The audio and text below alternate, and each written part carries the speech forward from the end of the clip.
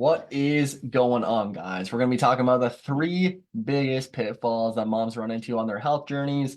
And there's even a bonus fourth one that I think is also very relevant as well, too. So we're just going to dive right into it. I'm going to pull up my phone here just so I can see any questions, anything that you guys want to talk about as we're initially getting into this. So let me just pull this up real quick. Alrighty.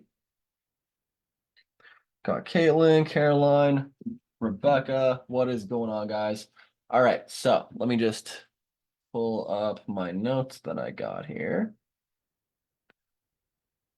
Okay. So we're gonna be talking about the three biggest pitfalls moms run into when they want to crush their fitness goals.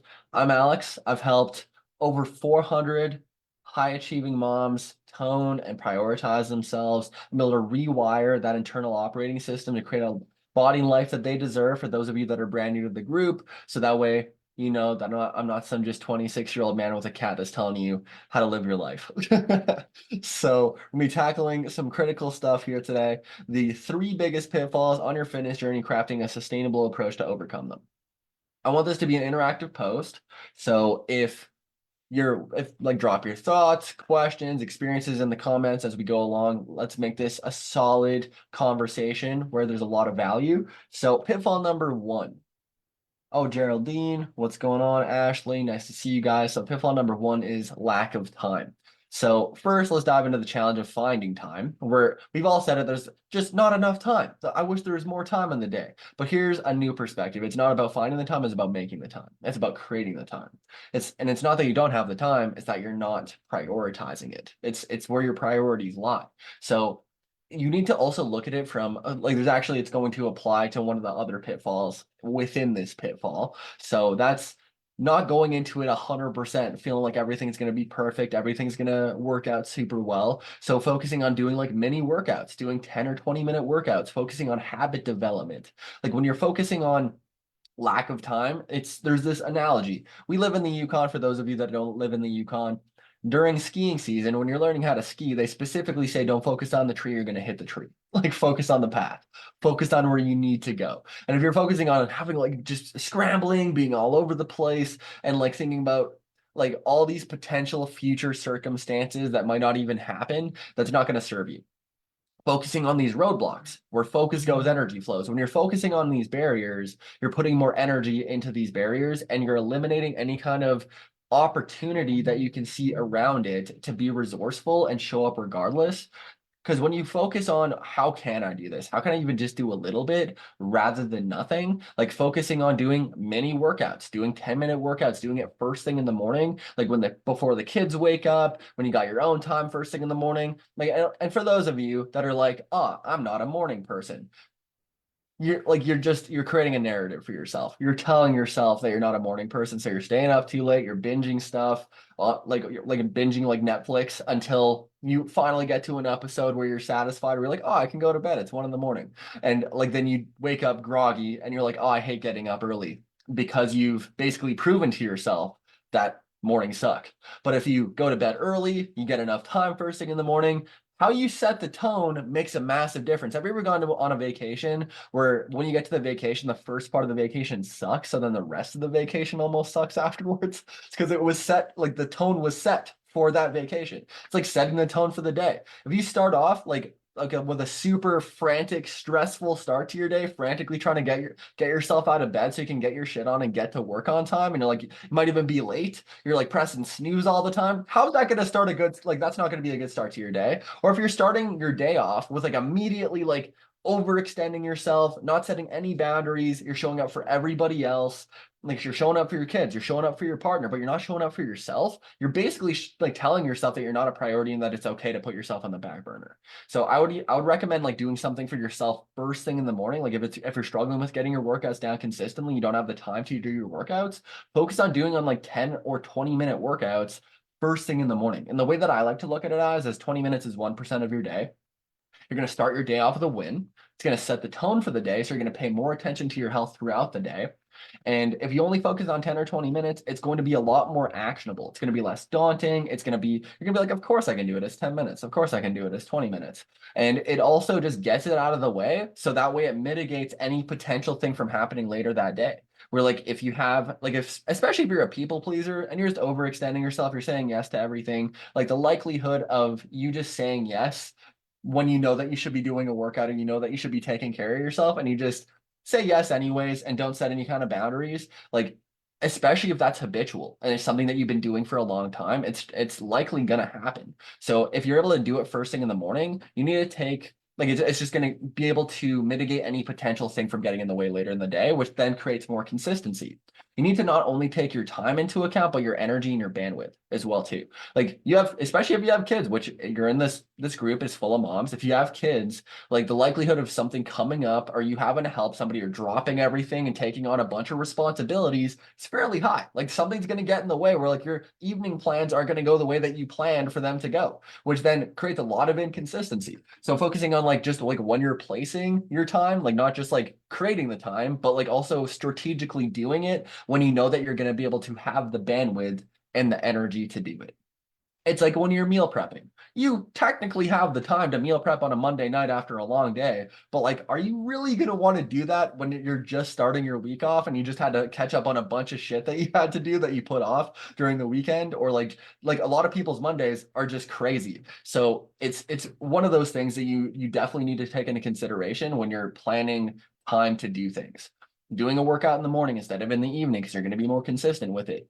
Prepping your nutrition on a Sunday when you know that you're going to be able to go and like prep and plan and get it all ready for the week so then you can make future use life a little bit easier. And then that's one thing off your plate that you don't have to focus on. And you can just be able to be in the present moment, focus on your energy and your focus in the areas that are more important instead of having to be like, how am I going to figure out how to get my nutrition in today?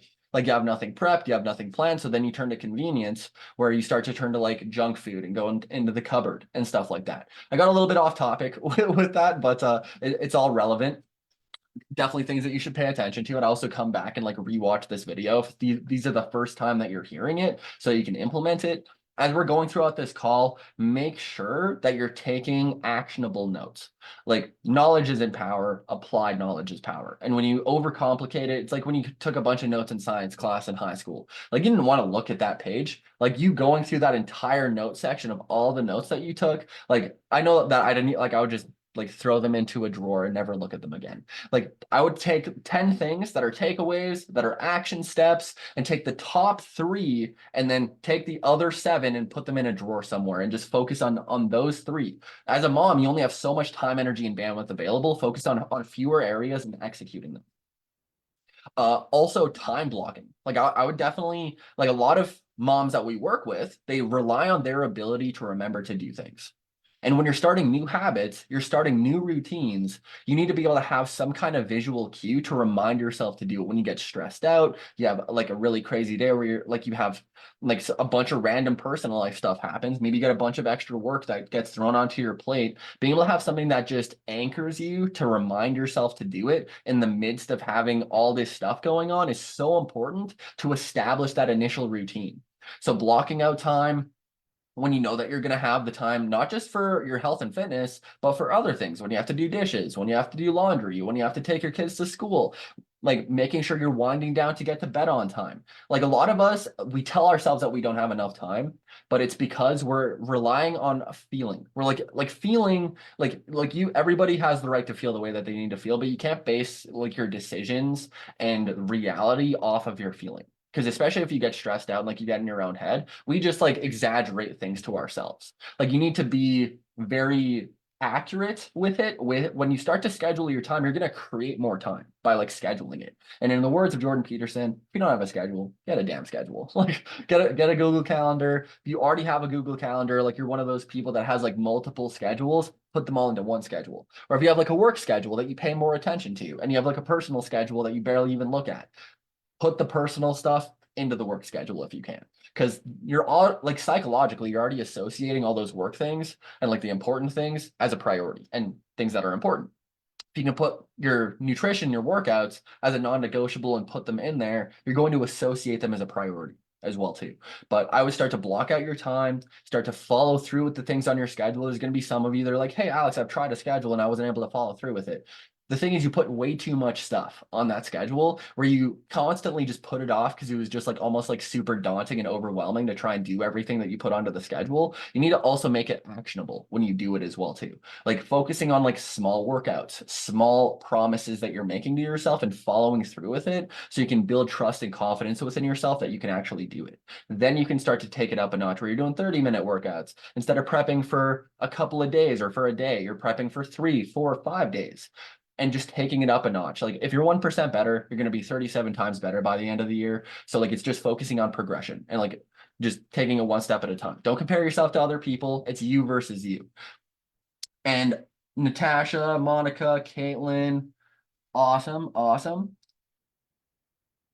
But wasn't not time is an issue for sure, but wasn't not having the time, was finding the right time. Absolutely. Totally. When you do the workouts, when you do the meal prepping, like that makes such a huge difference. So it's not a lack of time, it's also when you're doing it. Cause like a lot of times, like you're just like a zombie and melting into your couch when you get home from work and you just want to finally just relax. Like your momentum has ended. Like basically you have an entire active day of just crushing it, doing a bunch of work, doing all these errands and stuff. And then you just like sit down on the couch and stress relief.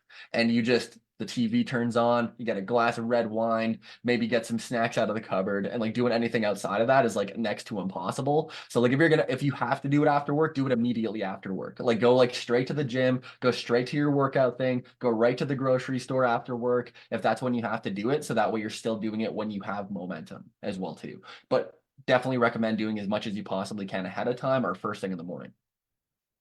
And then incorporating, like if you are struggling with time, incorporate your kids into your workouts. Like if you have like a small child that you can hold, use them as a weight. You can do resistance training. You can do squats.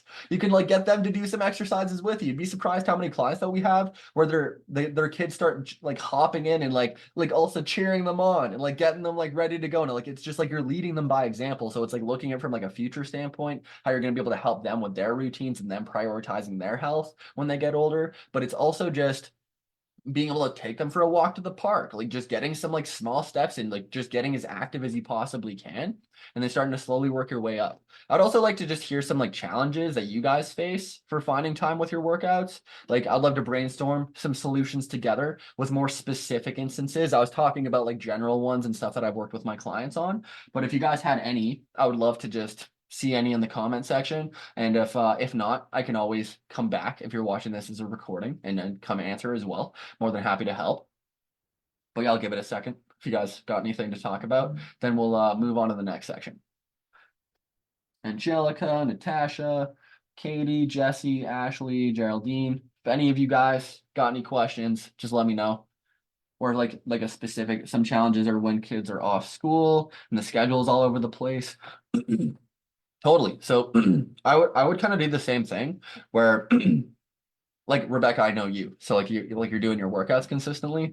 For the nutrition, like that's where prepping and like planning and like cutting up veggies and like making sure like you have your nutrition like you don't have to do like all the meals and like put them all together or anything, but just having the individual ingredients and containers so they're just ready to go, setting up reminders to do it, having a schedule where like you're don't focus on bringing the same level of performance. Like instead of feeling like you need to like hit your calories and like hit your macronutrients and your and all of your nutrition targets, focus on just getting your protein in by the end of the day, or focus on just getting your calories in by the end of the day, because protein is super satiating. I know that you struggle with getting your food in, so that's like it really depends on the instance, but I know for workouts that's not really an issue. It's more for the nutrition piece, and like also setting boundaries as well too, like with the kids as well too. Like when you set those boundaries with them, they're going to respect it. Like you're able to like I actually have like a little thing about boundaries. So boundaries will actually reduce stress and help your mental well-being. Establishing boundaries is good for you and the people around you. When you're clear about your boundaries, people will understand your limits and what you are and aren't okay with, and they'll adjust their behavior accordingly when you communicate that with them. So like that, it might not even be a matter of like the time that you have available. It's like setting clear boundaries for when they're more in your space, and like your routine is completely different when they're off of school. Sharon, Christine, what's going on, guys? Okay, we're gonna be hopping into pitfall number 2. So setting unrealistic goals. Like setting unrealistic goals is probably a huge one for a lot of people. So let's talk about setting goals that actually work for you, not against you. The aim is progress, not overnight success. So creating SMART goals, I actually have a Google Doc. Where is it? There we go. I'm just gonna share my screen here. So you guys should be able to see this. We're going to zoom in a little bit. Okay. So the X indicates what a not a like what the wrong thing should be. What like a lot of you may or may not be currently having as your goal, or maybe you did in the past. But setting SMART goals. So specific, measurable, attainable, relevant, time bound. So I'm going to start eating healthier. I want to be healthy. Not really the greatest goal in the world. It's not going to be able to give you a whole lot of direction on where you need to be going. So the more specific and detailed about the goal that you're trying to accomplish, the more you're going to be able to create a roadmap and clarity on how you need to get there. I'm going to eat more vegetables and less fast food. Like that would be a lot more specific. Or it's like, I'm going to make sure I'm weighing my food and tracking my food. And like, or just tracking your food so you can create more awareness around it. Like that would be something that would be very specific. Measurable. I want to get rid of my stomach. I want to fit into my old pair of jeans that's this size, or lose five inches off of my waist. Like that gives you something you can objectively measure when you're making the progress that you're making towards your goal. Like that just gives you something that's like, we're very results driven creatures. So being able to have something that's measurable is also very important. And having something that's attainable. Because a lot of you are like, maybe like, oh, I'm going to lose 20 pounds this month, or I'm going to lose 15 pounds this month. I'm going to lose 40 pounds this month. That's so unrealistic. You can healthily lose about 1 to 2 pounds per week, where you're not going to binge and like gain all the weight back or fall off track, where you're able to follow it sustainably and consistently. So like it needs to be realistic both by the laws of like physics and what you're able to accomplish. So I'm going to lose 40 pounds in the next year. Like I've had a client lose 54 pounds in a year. Like that could also be realistic. But like it's looking at it from like that kind of standpoint where it's like, okay, how many pounds can I lose in a year? Like what's the max? What's kind of like the minimum that I can achieve? There's 52 weeks in a year. So like technically you could lose upwards of like 100 or so pounds, but like that's like if you're gaining muscle, like that's just a very unrealistic goal to set for yourself. Like something closer to like 40 to 60 pounds in a year, that'd be much more realistic. And then relevant. Like I want to get stronger while losing weight. Like you're probably not going to get super strong. Like you'll be able to get a little bit stronger. Like if you've never really done resistance training before, like you'll probably gain a little bit of strength at first. But when you're in a caloric deficit, you're in a deficit of energy. You're in a deficit of calories. So you're going to have less energy. So like always progressively increasing your strength is not going to be realistic. You want to maintain your strength or like maybe get a little bit stronger while losing weight. Like that would definitely be realistic.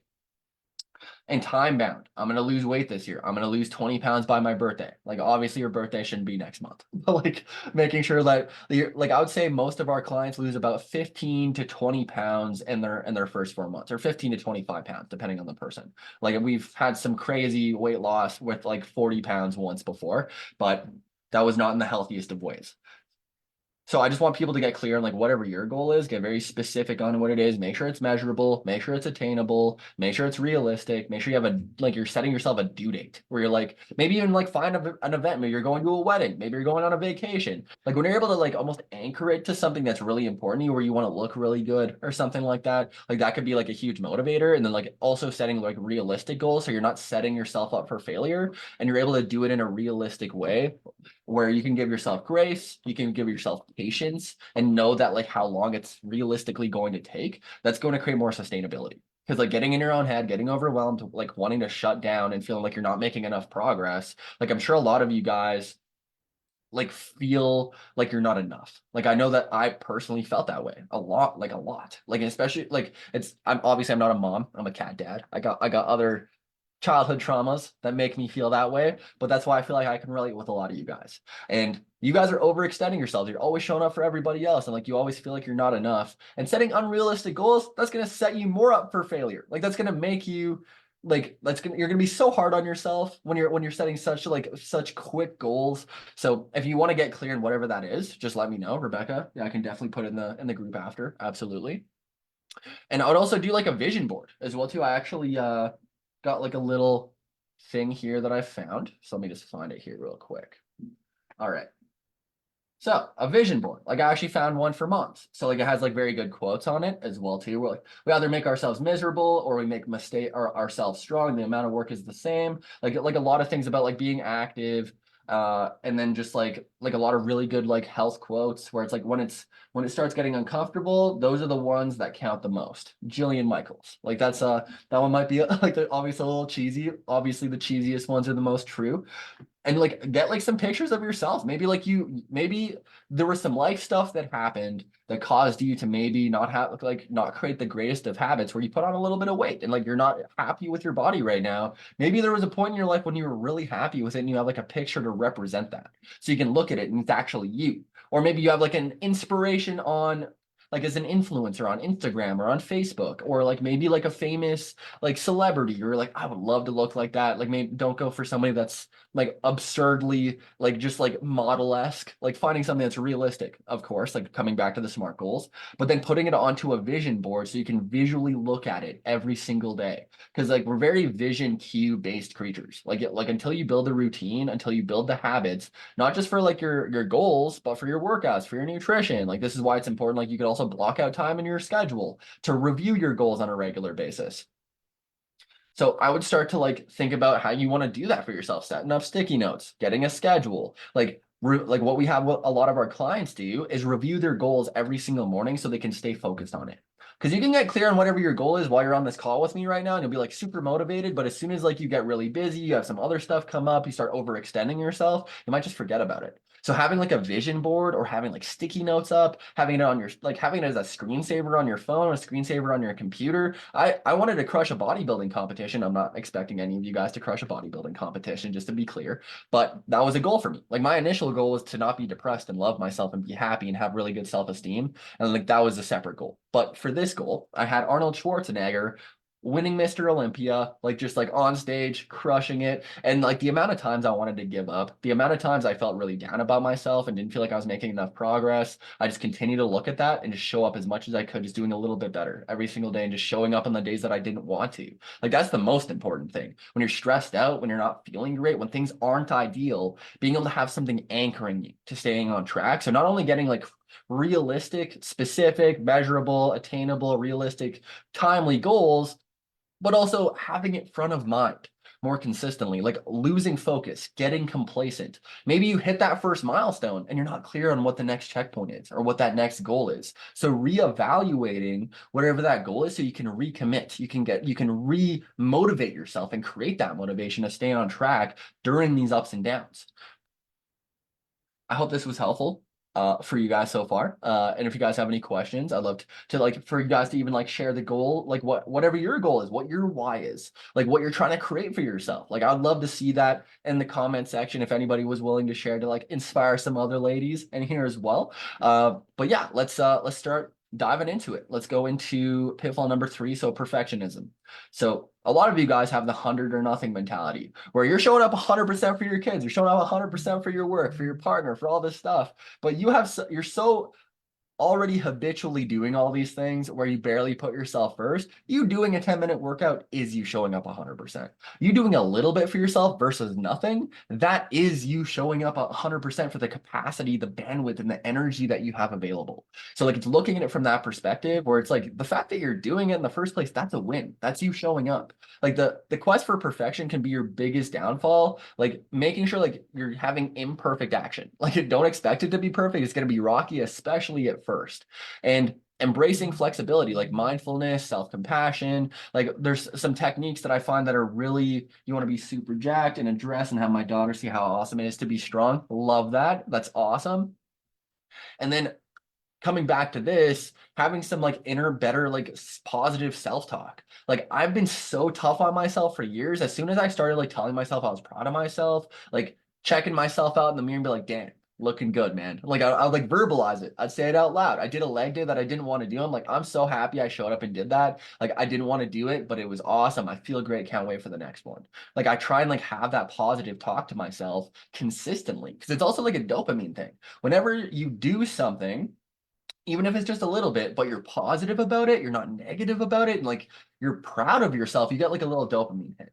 And then it's creating a reward system with you showing up for yourself. Whereas if you show up for yourself every time and you're like, oh, that sucked. Like that was horrible. I'm sweaty. I exerted myself. I'm so sore. That sucked. And like you're having that kind of verbiage, you're going to associate whatever that action is or whatever that habit is with something bad, which isn't psychologically is going to be really difficult and creating more of a routine and a habit around this. So when you're able to talk positively about it, you're able to celebrate it, you're able to be grateful for it. That is so freaking important. And like looking at yourself and complimenting the areas that you like as well too. And then affirmations, like talking about whatever you want to create for yourself as if it's already happened. Where you're like, I'm a positive, like I'm a self-confident mom that's leading her family by example and loves herself.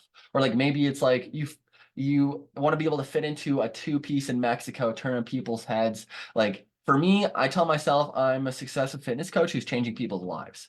And like it's because I doubt myself as a coach sometimes. Like I feel like imposter syndrome. I feel like I'm not doing enough for my clients because I don't feel like I'm enough sometimes. So telling myself I'm a successful fitness coach who's changing people's lives can help bring me back to reality and just be like, no, like this is like my duty is to serve and show up for everybody else, regardless of what's happening or how I feel. Or I'm not going to worry about the things I can't control because I'll put way too much energy into the things I can't control. Or I'm a pro bodybuilder. I'm not a pro bodybuilder yet. I tell myself I am every single day because I will start to do the things that a pro bodybuilder does because I tell myself that every single day. The days that I don't feel like working out, I don't feel like doing that little bit of extra cardio that I'm supposed to be doing, I still do it because I'm telling myself that I'm a pro bodybuilder. I need to act like it.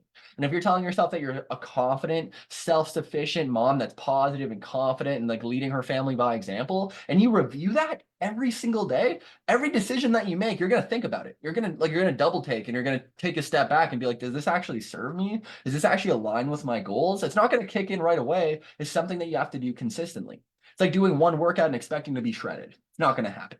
Like you need to work out consistently to do that. With your goals, you need to go over it consistently, manifest it.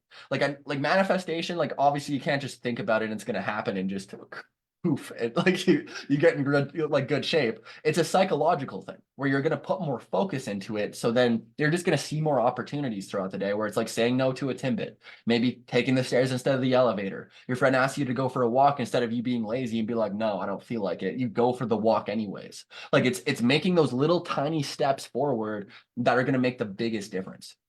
Remember, small steps lead to big results.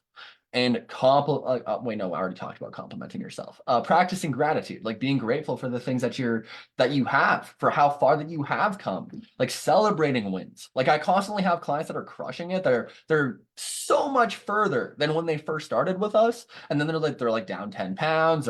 They went from never drinking water to like drinking water all the time. They started doing workouts consistently. It was only like 10 or 20-minute workouts, but they were doing it versus not doing them. And they were like, oh, I know, I wish I was doing more. And they're really tough on themselves. So celebrating the wins and like smelling the roses, like you hit those first checkpoints, you're doing those things that you don't want to do. Those are freaking wins and you should be celebrating them because you should be really proud of yourself. But like we're so freaking tough on ourselves. Like that's why having like sticky notes up and like having visual cues to remind yourself to do the affirmations. I like to habit stack it with things that I'm currently doing. Like if I'm doing a cold shower in the morning or if I'm just having a regular shower, I'll just do those affirmations naturally. Because I just tell myself, okay, I'm going to do it when I shower. And I just naturally do it now, the more that I consistently did it. But I started with sticky notes and having a Sharpie and writing on my bathroom mirror. So I'd see it every single day when I walked in to go have a shower.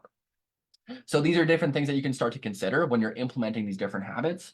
Victoria, what's going on? Nice to see you. And then put in like non-negotiable time for self-care. Like you're going to respect yourself a little bit more. You're going to love yourself. You can't pour from an empty cup. Like it's one of those things where like if you don't have time to like relax and take rests and breaks and self-care to like re-energize yourself, like that's where we start to be on edge and like we're stressed out and we're anxious and like it shocks your entire nervous system in a really bad way. And it just like that's the energy that you bring to everything. And like if you have a better energy, you have a clearer headspace, you're less stressed out. Like imagine the amount of wins and like how much that's going to create a ripple effect in all the other areas of your life.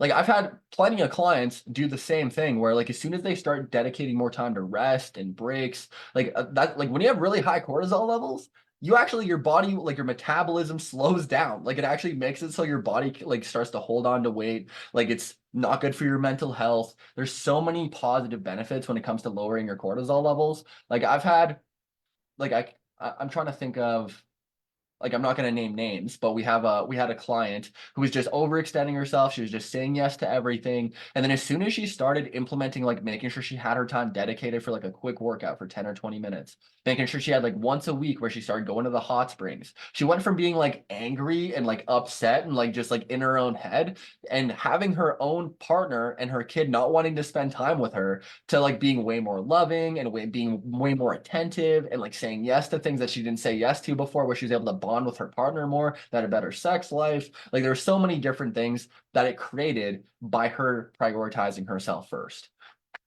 All different things to consider.